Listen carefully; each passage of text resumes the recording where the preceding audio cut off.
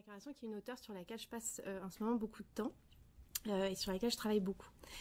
Alors quelques mots juste du contexte, simplement pour clarifier un peu la question que je voudrais travailler ici. En fait, quand j'ai fait cette présentation, il s'agissait de réfléchir à la façon dont la littérature défigure ou figure, reconfigure le territoire, compose, recompose le territoire, et à la façon dont les textes écrivent ou réfléchissent un territoire qui est toujours palimpseste, c'est-à-dire un agencement de strates culturelles, politiques, religieuses, sociales, imaginaires qui sont multiples. C'est donc dans le cadre de cette réflexion sur les formes littéraires d'un territoire palimpseste que s'inscrit donc cette présentation. De ce point de vue, évidemment, ce qu'on appelle le nouveau monde tient une place singulière, ce monde déjà habité, arpenté, raconté, mais qu'il fallait faire nouveau. Qu'est-ce que c'est alors qu'un récit du nouveau monde? Pourquoi monde plutôt que pays, terre, paysage? Qu'est-ce qui du territoire doit se défigurer, que faut-il gratter, notamment d'une histoire autochtone? Comment se reterritorialisent des récits européens? Comment se dessinent des cartographies qui agglomèrent souvenirs et espoirs venus d'ailleurs? Expériences inattendues d'une terre, à la fois vécue et rêvée, désirée et refusée. Et donc dans la présentation, je pars souvent du territoire palimpseste pour lire Marie de l'Incarnation. Alors cette notion de palimpseste est aussi intimement liée à l'expérience du croyant. Alors Michel de Certeau commence ainsi La faiblesse de croire, qui est un texte qui est paru posthume en 1987. La prière se crée un espace sacré. Cercle de l'oraison, inclusio in circulo, des moines de l'Antiquité chrétienne, cercle, mandala, dans lesquels est introduit le néophyte indien, église destinée à rassembler les fidèles autour de l'autel, cellule où le moine recueille ses facultés au centre. La prière organise ces espaces avec des gestes qui donnent à un lieu ses dimensions et à l'homme une orientation religieuse. Elle meuble cet espace d'objets mis à part, bénis et consacrés, qui épellent son silence et deviennent le langage de ses intentions. Elle construit de la sorte, grâce au compte-rendu de tant d'itinéraires spirituels, une carte, analogue aux cartes du tendre, dessinée d'après les aventures d'amour. Alors ce passage est particulièrement précieux pour aborder ce que peut être le territoire dans les écrits de Marie Guyard, dite de l'Incarnation. Un espace, en effet, accueille le geste de prière, nous dit de Certeau, en même temps qu'il est créé par lui, par le geste de prière, le corps en mouvement circulaire, par les corps solitaires ou les corps rassemblés. Le lieu charge symboliquement et spirituellement les déplacements, les postures, les fidèles sont tournés vers l'autel. Il y a ainsi une orientation religieuse qui est aussi bien le lieu où porte le regard du priant que son choix confessionnel. Mais ces postures, à leur tour, constituent ou teintent des espaces qui sont à la fois physiques, église, cellules, meublés, faire-autel, donner des dimensions, collecte ou consacre des objets, donc des lieux qui sont à la fois physiques, allégoriques, la prière est le langage des intentions, et anagogiques, carte d'itinéraire spirituel, porteuse d'un sens mystique et sacré.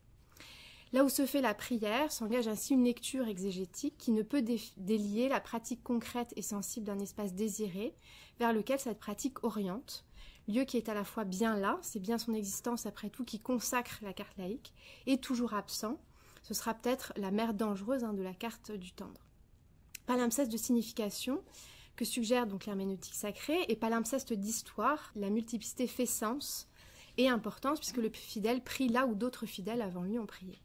Palimpseste que double, d'une part l'existence d'un lieu et d'espace actuel immanent et d'un lieu désiré transcendant, et d'autre part l'expérience territoriale du mouvement, il y a les itinéraires, et l'expérience d'un enracinement, les hôtels, les cellules qu'il faut bâtir. Alors toutes ces tensions traversent les écrits de Marie de l'Incarnation, missionnaire qui travailla, je le rappelle, donc à fonder à partir de 1639 le couvent des Ursulines à Québec, en Nouvelle-France. Ces écrits témoignent certainement des géographies complexes mentionnées par de Certeau, mais ils sont également pris dans une autre dynamique, celle de la carte politique cette fois, qui planifie, organise, carte de colonie et de domination.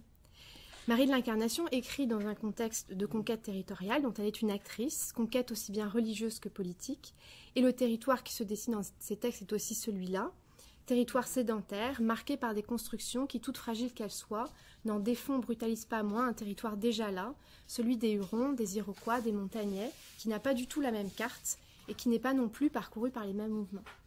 Enfin, et puisque de Certeau mentionne la carte du tendre, il faut rappeler que Marie de l'Incarnation est peut-être tributaire également d'un imaginaire cartographique singulier en ce milieu du XVIIe siècle, entre enthousiasme de la découverte, l'ivresse d'un savoir qui prend nouveau visage, et l'angoisse de confins plus tout à fait perceptible, et on peut penser ici évidemment à Pascal.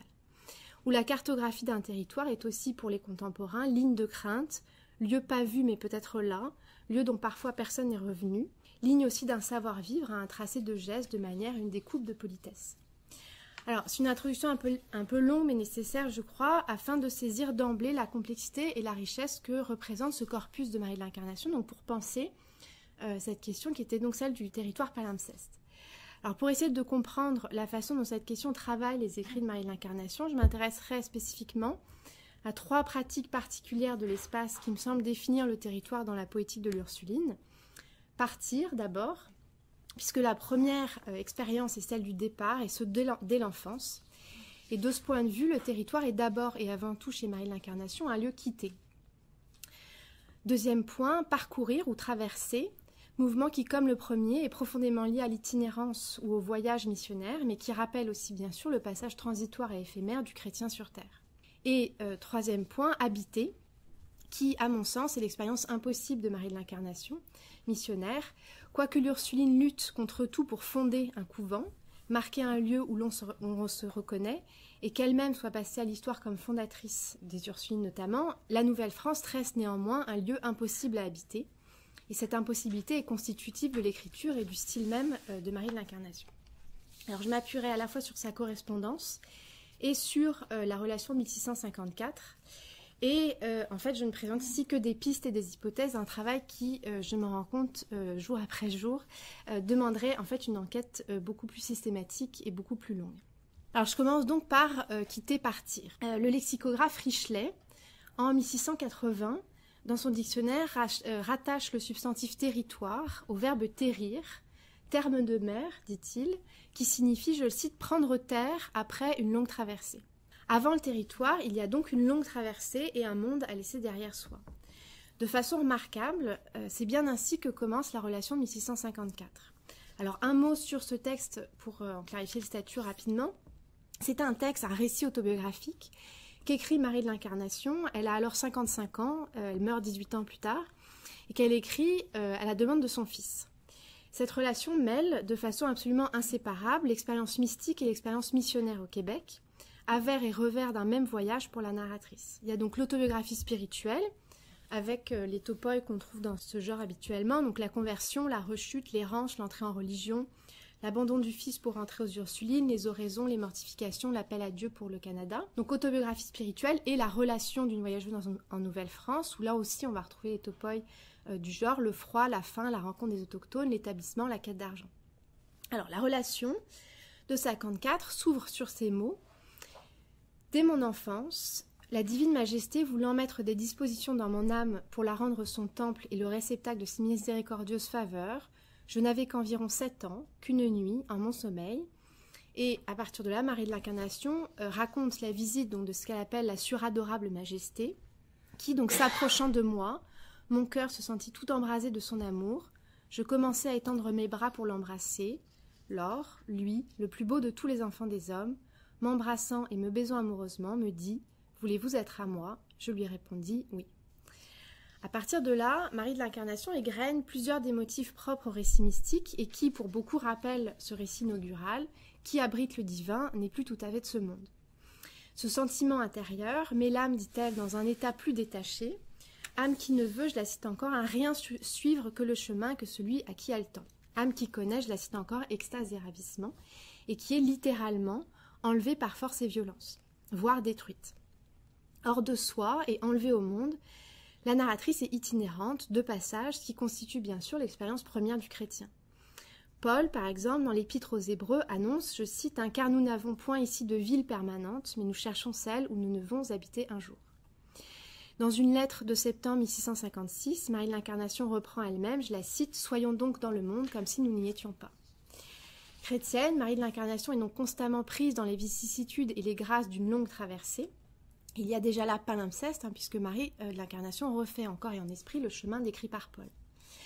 2 éléments néanmoins me paraissent absolument singuliers, et notamment par rapport à d'autres biographies ou autobiographies de mystiques. Alors je pense notamment à Thérèse d'Avila ou Jeanne des Anges. D'une part, la relation qui revient sur la généalogie d'un établissement dans un autre monde, commence par une double absence de la narratrice. Elle qui rêve, une nuit en mon sommeil, et qui avant tout récit d'elle-même, c'est-à-dire avant de parler, comme on va trouver chez Davila ou Jeanne des Anges, ou en fait même chez Saint-Augustin, mais avant de parler de ses parents, de sa naissance, ses péchés de jeunesse, ou avant toute prière, fait un récit d'enlèvement. Passant d'enfance, dès mon enfance, l'infant, qui pour l'Ancien Régime n'a ni parole ni raison, à l'âge de raison, donc 7 ans, par le rêve et la visitation de Dieu. Autrement dit, Marie de l'Incarnation n'a jamais été de ce monde. Enfant, elle n'est pas pour ses contemporains citoyennes ou personnes à part entière. L'entrée dans l'âge de raison est marquée par une initiation non à l'adolescence ou à l'âge adulte, mais par un renoncement. Voulez-vous être à moi? La narratrice est au Seigneur, à lui et en lui, et donc pas là, ni au lieu d'énonciation, ni au monde laïque. De ce point de vue, le départ est l'expérience inaugurale qui, sur un plan cette fois narratif, va structurer l'ensemble de la relation. Alors, c'est mon deuxième point. Tout au long de la relation 1654, l'enlèvement mystique, donc ravissement, appel à l'autre monde, se double de départ physique et géographique qui rythme le récit de vie de l'Ursuline. Mariée à 19 ans, veuve 2 ans plus tard, avec un très jeune enfant, Marie Guyard travaille longtemps pour redresser les affaires de son mari défunt, et puis s'installe chez sa sœur, et s'investit à ce moment-là dans le négoce de son beau-frère. Aspirant très tôt au cloître, sujette à une expérience mystique à 20 ans, elle n'entrera pas aux Ursulines de Tours avant 1631, elle a 30 ans. Et durant toute cette période, religieuse dans le monde, elle répète son aspiration à quitter les travaux des jours et la vie mondaine. Alors je vous donne un exemple parmi d'autres. Maintenant, je ne puis comprendre comment je pouvais faire ni trouver les moyens parmi une si grande famille comme l'était celle de mon frère. J'allais partout sans chandelle, me mettant peu en peine d'être vue ou entendue.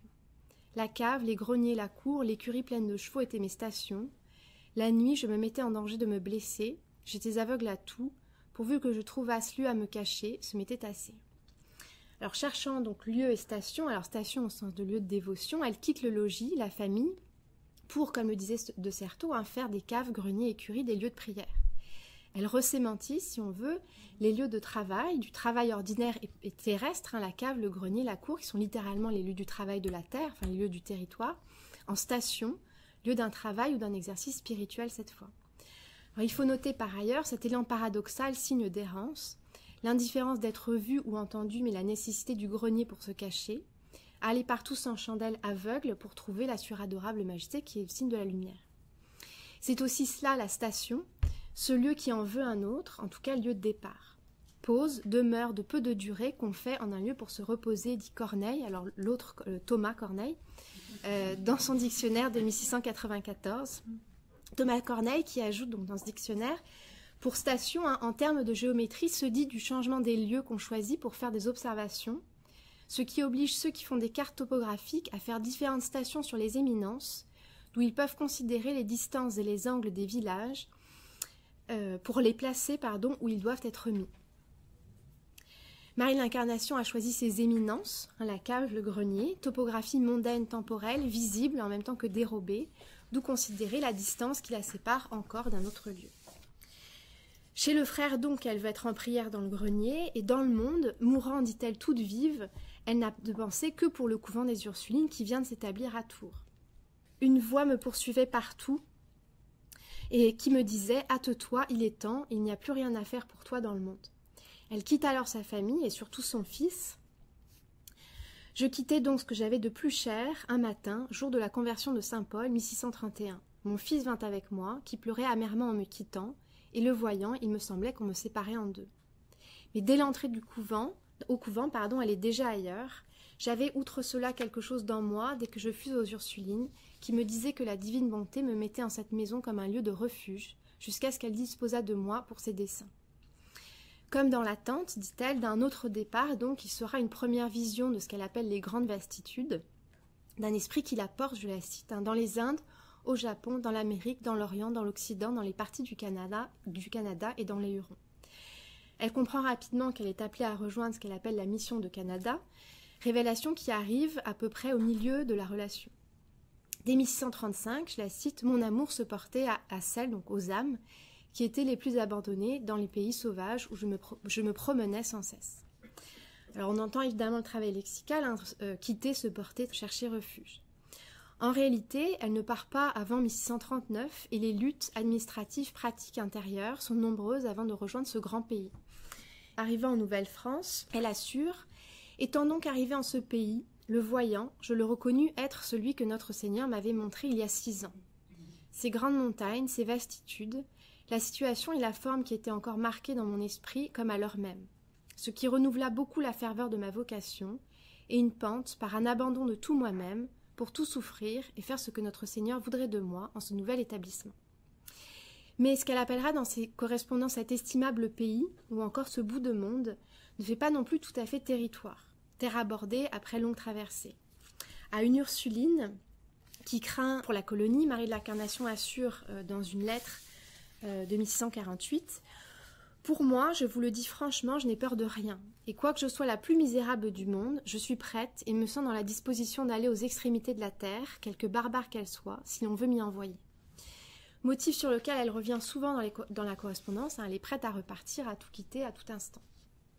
Cette première approche du territoire, plutôt lieu de passage, station, ce qui est laissé derrière soi car lieu de refuge transitoire, est encore une fois inaugurale et déterminante dans les écrits de Marie de l'Incarnation. Et on ne peut pas saisir, il me semble, les paradoxes d'une écriture pourtant dédiée à la fondation, sans partir de cette expérience première de l'espace. Si la géographie lie intimement trajectoire spirituelle et voyage apostolique, Marie de l'Incarnation dessine constamment des lignes de fuite. Sa carte est moins un travail d'établissement, je crois, qu'une perspective d'échappée, marquée lexicalement par l'opposition à quitter station, refuge, départ, se cacher, ne pas se soucier d'être vu. Alors, deuxième point, la question de parcourir, traverser. Donc, pour cartographier un territoire, se l'approprier aussi, il faut le traverser, le parcourir, l'explorer. Là aussi, c'est un autre paradoxe de cette voyageuse qui finalement se déplace très peu. Elle traverse certes l'océan, et ce dans de grandes frayeurs, en raison, dit-elle, des tourments de la mer qui ont été très grands, du mal de mer et d'une glace qu'elle dit monstrueuse, parue dans la brume et sur lequel le vaisseau manque de s'écraser. Je la cite, ce que je vis me parut épouvantable, et je n'eus jamais cru que la mer eût pu porter une si lourde masse sans couler à fond. Tout l'équipage est saisi d'effroi, les sœurs prient et ils s'en sortent vivants. Mais ce voyage de 3 mois ne sera pas un récit d'aventure. Je la cite, dans toute la traversée, nous gardâmes exactement nos règles.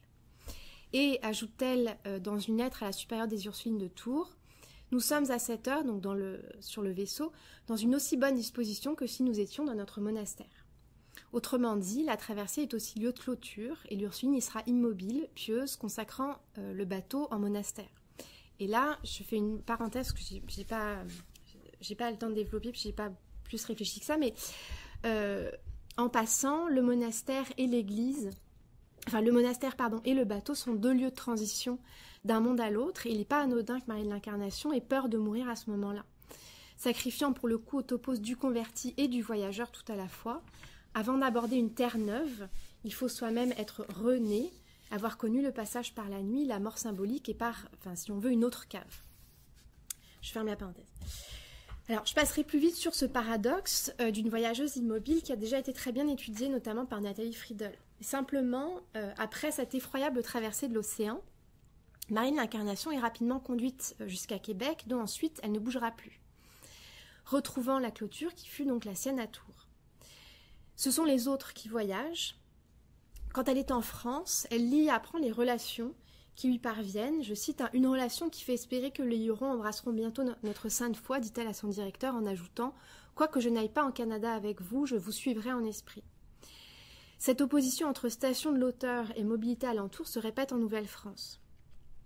Tension particulièrement frappante dans la correspondance, des chaloupes qui arrivent et elle a des nouvelles des Français établis ailleurs au Québec. Les lettres circulent d'Europe en Nouvelle-France et c'est ainsi qu'elle transmet l'actualité de ce qui se passe à l'extérieur du couvent. Navires, vaisseaux, bateaux pêcheurs assurent la circulation des nouvelles, les bonnes comme les plus menaçantes, les attaques possibles, les martyrs, Daniel Brébeuf l'allemand par exemple. Ainsi les lettres cartographient un espace pas toujours vu. Je la cite, celle-là vous l'avez je pense. Les premiers fondements de l'église ont été jetés cette année à Miscou, qui est une habitation de Français, écrit-elle à son fils. À 10 lieues de là, on a bâti une chapelle et établi une grande mission pour les sauvages du côté nord, 100 lieues en deçà et la mission de Tadoussac, etc. Carte marquée par la circulation de nouvelles, les nécessités du commerce, les passages des uns et des autres, par les guerres, mais aussi par les filles qu'on se donne. Je la cite, hein, on parle de nous donner 2 filles en cette nation avec 2 algonquines, de cette nation pardon, avec 2 algonquines, outre 18 autres dont notre séminaire a été rempli, sans parler des filles externes qui y viennent continuellement. Véritable économie, marchande, humaine, politique, où tout se mesure et se compte, se passe et fait transaction, nombre de baptisés, de morts, de morceaux de pain. La traversée du territoire que relate Marie de l'Incarnation, tandis qu'elle bouge si peu, est inséparable d'un perpétuel comptage, de pesée, de balisage, qui, je l'ai dit tout à l'heure, rappelle qu'il s'agit d'un territoire à gagner. De ce point de vue, la géographie jésuite nécessite et impose une sédentarité, produisant par là une autre forme de palimpseste, de gestes et de mouvements cette fois, avec une violence absolument indéniable. Un exemple, parmi d'autres, pour terminer là-dessus, qui est extrait d'une lettre de septembre 1640. La première séminariste sauvage qu'on nous donna, appelée Marie Negama, était si accoutumée à courir dans le bois que l'on perdait toute espérance de la retenir dans le séminaire.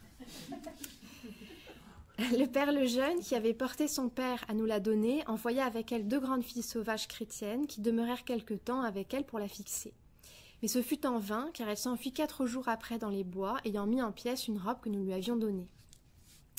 Alors la jeune fille est ramenée au séminaire par son père, et je cite Marie de l'Incarnation, elle n'y fut pas 2 jours qu'il eut un changement admirable. Alors quel est le changement admirable? Elle tombe à genoux, elle demande pardon et ne s'enfuit plus.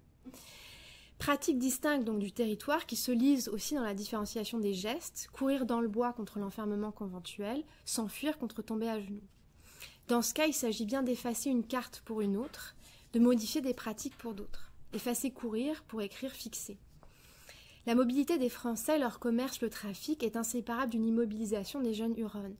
Se dessinent ainsi plusieurs autres frontières, celles qui fondent la vie conventuelle, le cloître ou l'espace des Ursulines contre l'ouverture des bois, celles qui distinguent des manières d'habiter, sédentaires contre nomades ou semi-nomades, et celles qui marquent les genres, les jeunes filles bien élevées ne courent pas dans les bois. Il y aurait énormément en fait à dire là-dessus, mais vous voyez que la carte donc est bien aussi politique, hein, et que la pensée du geste du déplacement, c'est aussi un dispositif de domination.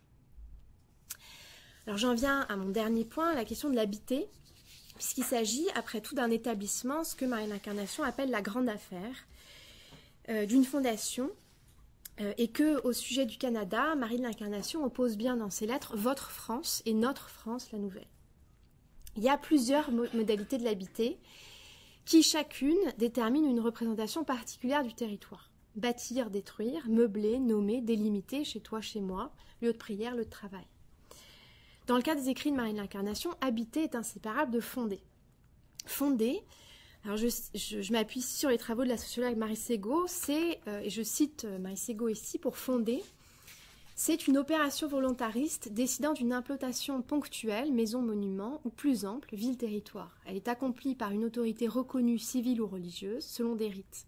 Il s'agit de penser le site, le commencement et les origines, de faire territoire. Fonder, c'est toujours attribuer des qualités à un espace, c'est établir une relation d'une partie de l'étendue avec le monde en tissant des liens symboliques, c'est mettre en rapport un lieu et l'univers. Et Marie Ségaud rappelle que pour beaucoup d'ethnologues, fonder consiste à, je la cite encore, faire passer un espace d'un statut à un autre, et on est là évidemment en plein dans l'entreprise missionnaire. Alors je me concentre pour ma part sur la question du bâtir, surtout sa fragilité, ce qui me permettra de terminer donc sur le problème du chez-soi, qui reste essentiel pour les philosophes et anthropologues à la pensée du territoire. Avant d'aborder au Québec, Marie de l'Incarnation parle d'un pays très mauvais. Par la suite, l'imaginaire est plutôt celui de la fragilité, fragilité due au manque matériel et à une nature omniprésente. Alors à son fils par exemple, elle explique en octobre 1645 « Mais qui vous peut avoir dit que j'ai eu de la peine dans notre établissement? Oui, j'en ai eu. Et sans l'avoir expérimenté, il serait difficile de croire combien il se rend compte de difficultés dans un établissement qui se fait en un pays nouveau et tout barbare, éloigné de la France et dans un abandonnement si pur à la divine providence qu'il ne le peut être davantage. » L'éloignement par rapport à la France spatialise en fait 2 difficultés majeures pour l'auteur. La première, obtenir des fonds pour construire et soutenir les Ursulines et les jeunes autochtones pris en charge par le couvent. Et deuxième chose, obtenir un archevêché, qui va être un des grands combats de Marie de l'Incarnation, obtenir un archevêché, seule façon d'établir les sœurs qui sinon dépendent d'un archevêque en France et donc peuvent partir ou être appelées à tout moment. C'est là véritablement l'impossibilité d'un territoire.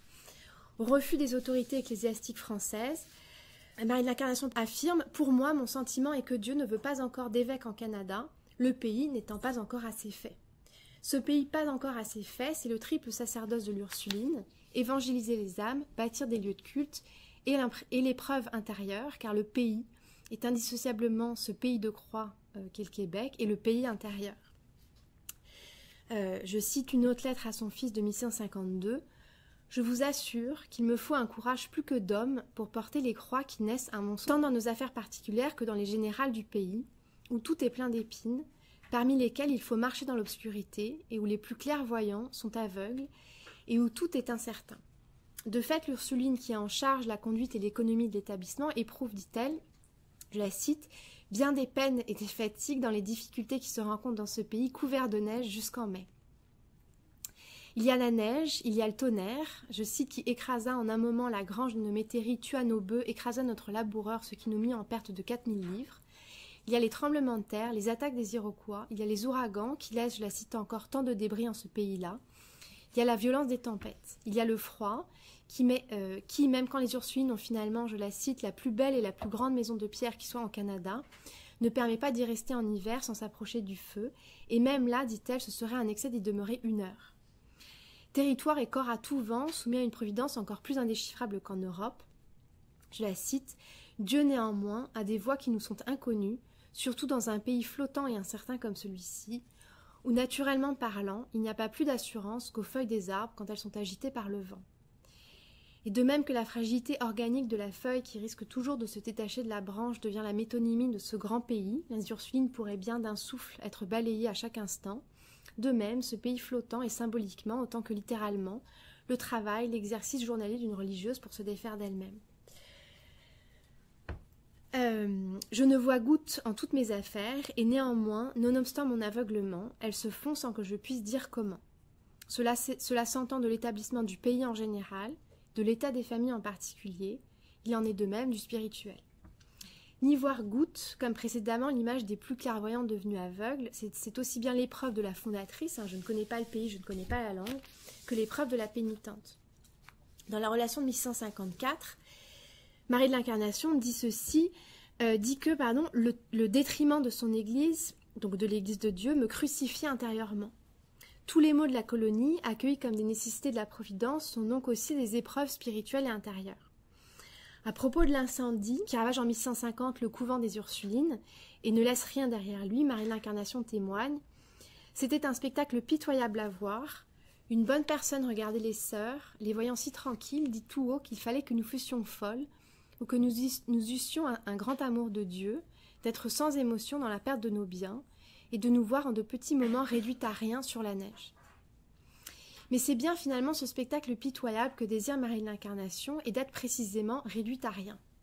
J'ai dit tout à l'heure qu'elle reprenait et travaillait continuellement l'idée d'un intérieur qui ne peut être que l'abri ou le temple du divin, ce qu'elle appelle pauvreté d'esprit, et pour lequel elle reprendra les propos de Paul, je la cite citant Paul parce qu'elle a modifié un peu la citation, mais « Jésus-Christ est ma vie est Jésus-Christ, ce n'est pas moi qui vis, mais Jésus-Christ qui vit en moi. » Ursuline, dans ses oraisons, ses lettres, son autobiographie, raconte et redit sans cesse ce que nécessite cet accueil et cette rencontre avec le divin, l'altérité la plus absolue.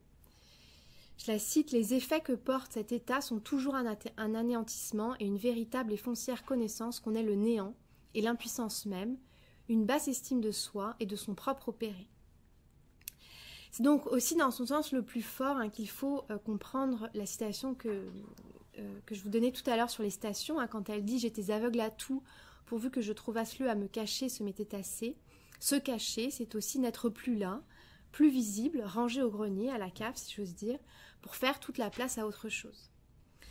Or, de même que l'intériorité n'abrite pas un moi qui constamment cherche à disparaître, de même je ne crois pas que l'Ursuline habite le territoire, qui n'est de toute façon qu'édification à la gloire de Dieu. De même que dans la relation, elle dit, je la cite, « Je ne pensais pas écrire ceci, mais l'esprit intérieur m'a porté là. » De même, l'esprit intérieur la porte en Canada. Là, qui n'est pas son lieu, mais lieu d'une autre parole. Et pas plus qu'elle n'est là du point de vue de l'énonciation, elle n'est là dans ce pays de croix. Il y a ainsi identification, ou au moins récit commun, entre ce pays flottant et incertain et l'expérience mystique. Car si elle déclare de cette terre difficile qu'elle est un abandonnement si pur à la divine providence qu'il ne le peut être davantage, elle répète, et là on est vraiment dans l'idée de l'exercice spirituel tel que le définit Hadot, elle répète comme une prière écrite à elle et à ses contemporains, la nécessité de, je la cite, s'abandonner volontairement à Dieu, d'abandonner, je la cite encore, le tout à sa conduite pour le temps et l'éternité. Pour l'âme qu'elle, je la cite encore, s'abandonne aux dispositions et ordonnances divines et l'inclination qu'elle ressent de se consumer pour Jésus-Christ. Pays de l'abandonnement si pur, où expérimenter l'abandonnement de soi. Je la cite encore, l'âme expérimente ce que Dieu lui avait fait connaître des abandonnements qu'elle devait souffrir en Canada, c'est le 12e état d'oraison dans les lettres. C'est aussi pourquoi l'absence inaugurale de la relation me paraît si importante. Le paradoxe est bien celui d'une écriture autant que de l'écriture autant que de la fondation. Comment écrire au je quand le moi travaille si désespérément à ne pas être? Comment fonder une maison, un territoire quand on ne peut pas l'habiter? Et si en bout de ligne, il y a palimpseste, géographique, discursif, c'est bien qu'il faut, avec toute la brutalité et la férocité que ça suppose, gratter, effacer, recouvrir des singularités, des histoires, des cultures autochtones, de l'histoire d'un autre avec un grand A, qui pourtant, et l'Ursunine le sait bien, répéta devant Ponce Pilate, « Mon royaume n'est pas de ce monde. » Je vous remercie.